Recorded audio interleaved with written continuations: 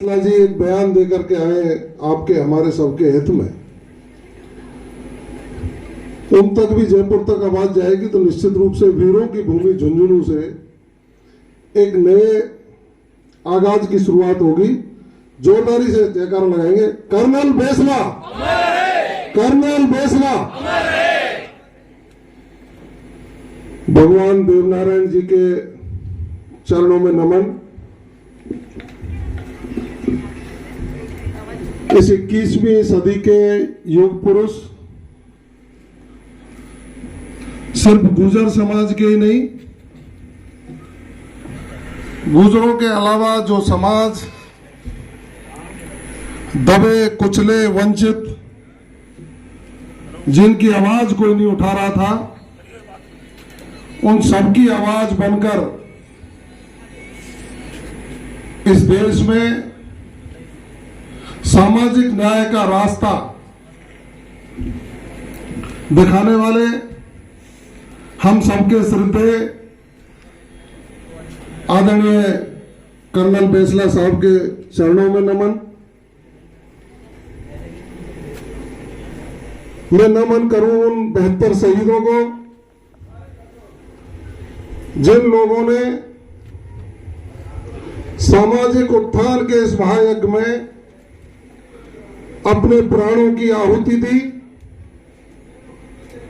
और उस आहुति से हमारे और आपके आने वाली संततियों को उन्नति का मार्ग प्रशस्त हुआ। मैं नमन करूं उन वीर शहीदों को जिन्होंने इस देश की आजादी के लिए अपने प्राण न्यौछावर किए। मैं नमन करूं इस झुंझुनू की वीर भूमि को जो सभी धर्मों के समाजों के लोग देश की सेना में जाकर इस भूमि का नहीं राजस्थान का सीना चौड़ा करने का काम करते हैं, जिनके त्याग और बलिदान के बाद हम और आप चैन की नींद सोते हैं। मैं नमन करूं आज के अध्यक्ष बजरंग लाल जी धावाई साहब को और मैं नमन करूं आदरणीय बचनाराम जी को जिन्होंने प्रेरणा दी और सब लोगों को इकट्ठा करके हमारे युग पुरुष, हमारे पथ प्रदर्शक, हमारे भगवान श्रद्धेय कर्नल साहब की मूर्ति का अनावरण इस दूतावास में कराने का जो संकल्प लिया। मैं नमन करूं मंचासीन सभी प्रबुद्ध जनों को। मैं नमन करूं माताओं बहनों को और मंच के समक्ष विराजमान पितातुल्य बुजुर्गों को, नौजवान साथियों को। दोस्तों, मैं ब्रज भूमि से आया हूं। ब्रज भूमि से वीर भूमि के वीरों को नमन करने के लिए आया हूं।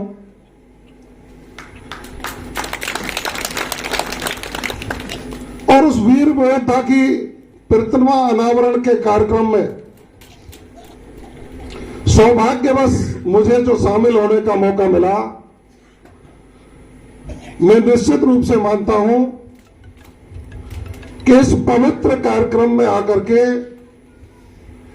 मैं अपने आप को भी धन्य मानता हूं और मानता हूं कि मेरा जीवन भी कहीं न कहीं आप सब लोगों के काम कहीं आएगा।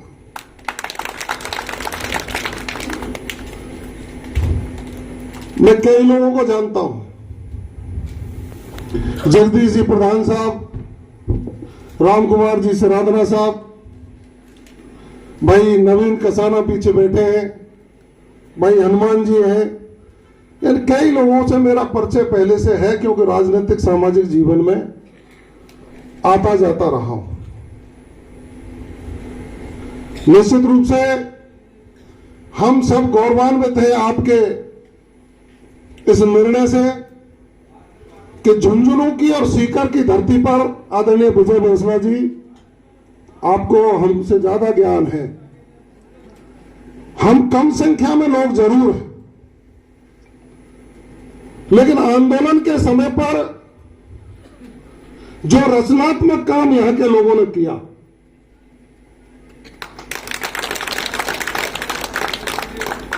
हम जब सीकर आए तो दंग रह गए कि यहां के लोगों ने जन चेतना का काम भी किया और एक शानदार छात्रावास का निर्माण करा करके कर्नल बैंसला साहब के सपने को पूरा करने का मार्ग प्रशस्त किया। कल जगदीश प्रधान जी ने जब मेरे को कहा कि आप भले राजनीतिक कार्यक्रम से आए हो, लेकिन कल माननीय कर्नल किरोड़ी सिंह बैंसला साहब की मूर्ति का अनावरण है और विजय बैंसला जी आ रहे हैं, आपको आना चाहिए। और जब सुबह प्रभु जी का फोन गया कि आपको मूर्ति के अनावरण में आना है, मैंने पार्टी के बड़े नेताओं से जब कहा कि मैं कार्य समिति की बैठक को बीच में छोड़ करके जाऊंगा, तो उन्होंने कहा क्यों? मैंने कहा कि हमारे सबके श्रद्धेय कर्नल बैंसला साहब की मूर्ति का अनावरण है और विजय बैंसला जी भी वहां पहुंच रहे हैं। मैं अभी झुंझुनू में हूं और वहां मैं नहीं पहुंचूंगा तो मेरे साथ न्याय नहीं कर पाऊंगा। तो बड़े नेताओं ने कहा कि आप जाइए और हमारा भी संदेश देना कि उस युग पुरुष को हमारे दल की ओर से भी 100 बार नमन है। दोस्तों और नौजवान साथियों, बिरले ही लोग पैदा होते हैं जो समाज को दिशा देने का काम करते हैं। आज स्वामी विवेकानंद सरस्वती को क्यों याद किया जाता है? आज राम मोहन राय को क्यों याद किया जाता है? सरदार भगत सिंह को क्यों याद किया जाता है? महात्मा गांधी को क्यों याद किया जाता है? वो इसलिए याद किया जाता है कि उन्होंने समाज को और देश को कुछ दिया है। इसलिए आने वाली 100 पीढ़ियों तक कर्नल बैंसला साहब को याद इसलिए किया जाएगा कि हमारे और आपके आने वाली पीढ़ियों का मार्ग प्रशस्त करने का काम यदि किसी ने राजस्थान की धरती से शुरू किया तो कर्नल किरोड़ी सिंह बैंसला साहब ने किया।